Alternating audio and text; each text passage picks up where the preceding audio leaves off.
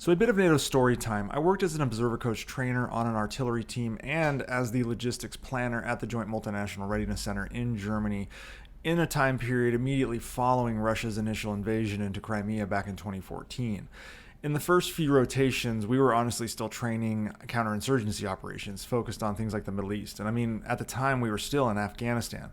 But we rapidly pivoted to what was termed near-peer operations with a focus on Russia. We were the European training center in Hohenfels, so what Russia did became very real for us, and we worked with the Ukrainians, and we were the testbed for a new potential fight against Russia. No more air superiority, no more giant talks with lights and heating and everything like that. No more green bean coffee between missions. And I, as someone who really didn't like work on counterinsurgency operations, certainly dove headfirst into the future of warfare with a near-peer foe. So fast forward to the summer of 2022, and we had years of refining the process. And though I was no longer still in Europe, I still had contact with many planners there.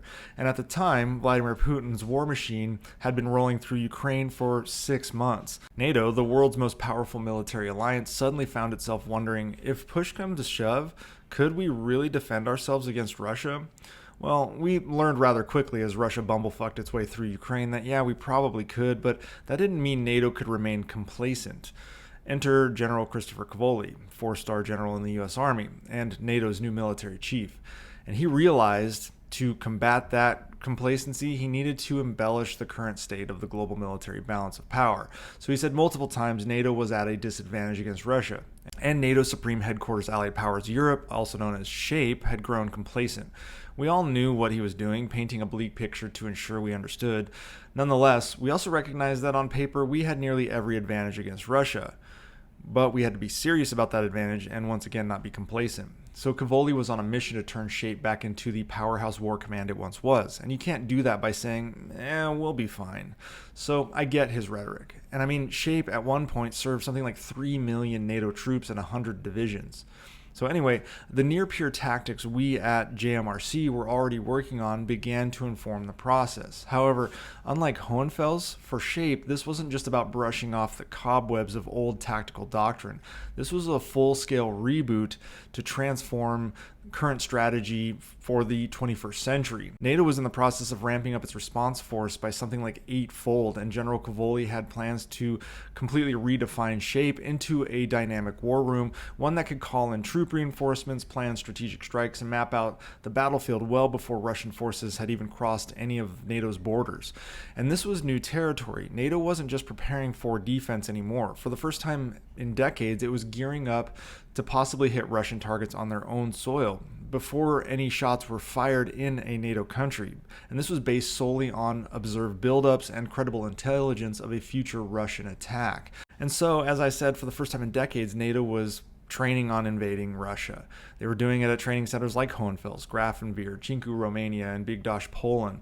But for those that know the normal training cycle at these training centers, I want to pause for a second. I want to emphasize that this wasn't just another round of military exercises. We're talking about NATO's biggest military shakeup in years. They aren't just moving some troops around, flying a few jets over Europe, then high-fiving and checking a block.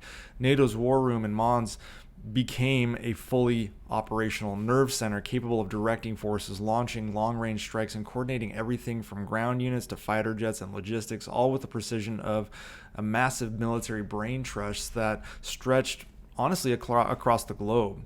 But here's where it gets really cool. They made this transformation in just 2 years, and they did it with somewhat of a ragtag group of military planners from half a dozen nations. And I say ragtag somewhat tongue-in-cheek because these are some very brilliant planners. And this Tiger team was made up of military officers who actually volunteered their weekends to reimagine NATO's command structure, and they did so in 8 weeks. They built a blueprint for how SHAPE would command a fight against Russia. So by December 2022, NATO's new game plan was given to General Cavoli.